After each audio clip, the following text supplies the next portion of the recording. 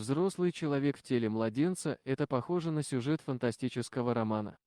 Но такова реальная жизнь Пей Шань Тэи из Сингапура.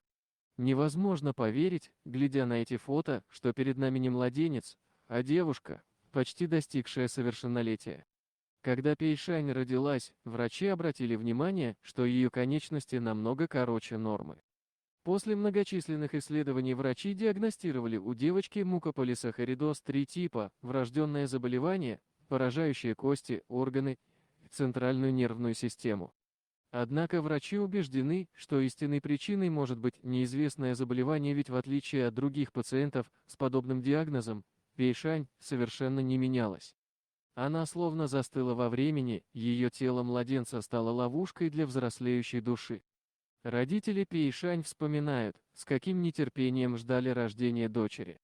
Они читали книги и журналы о воспитании детей.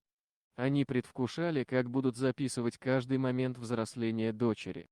Но через 3 месяца девочка перестала расти. Она постоянно болела, в ее крошечном теле одно заболевание сменялось другим, каждый раз, когда нам казалось, что опасность миновала, нас настигал новый удар. И мы снова должны были проходить через боль и страдания, говорит отец Пей Шань. В 17 лет девушка до сих пор выглядела как младенец, ее тело покрывал детский жирок. Она не могла ходить и вынуждена была носить подгузники. У нее были очень слабые легкие, и она должна была постоянно носить кислородную маску. «Наше счастье обернулось трагедией», — говорит отец. «Иногда я злюсь и думаю, почему мы? Что мы сделали такого в прошлой жизни, за какие преступления мы платим?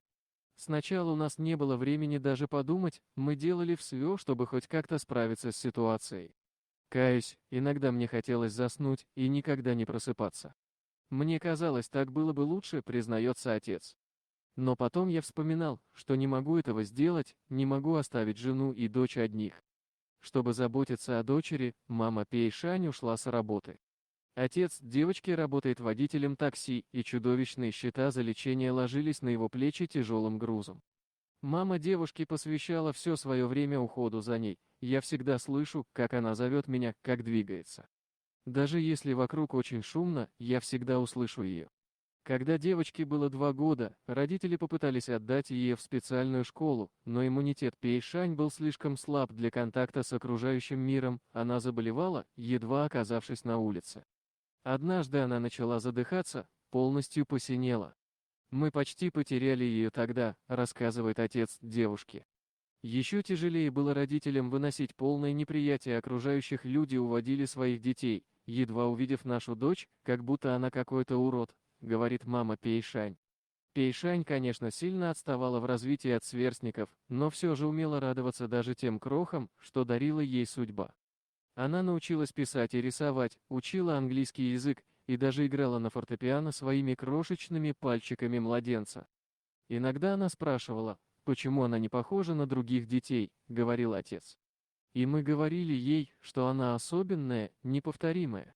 Она счастливый ребенок, потому что умеет радоваться самым незначительным мелочам. Любимая телепередача, вкусная еда делают ее счастливой на весь день.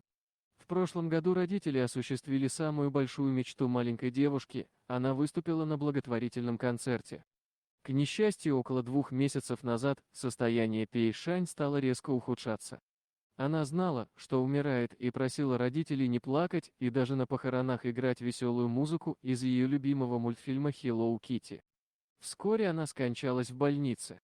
Многие, услышав историю Пей Шань, удивляются, стоило ли родителям и врачам тратить столько сил, продлевая жизнь заранее обреченному человеку. Но что делает нашу жизнь достойной того, чтобы бороться? Пей Шань провела в больнице большую часть жизни, она не была умственно отсталой и все понимала, как ни старались родители оградить ее от правды. Так откуда же она брала силы, чтобы улыбаться, чтобы радоваться тем мелочам, которые большинство здоровых людей просто не замечают?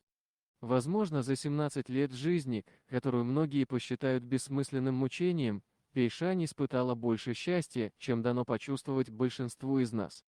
Дорогие друзья, если вам понравилось видео, поставьте лайк, а также подписывайтесь на канал, где найдете еще много интересного.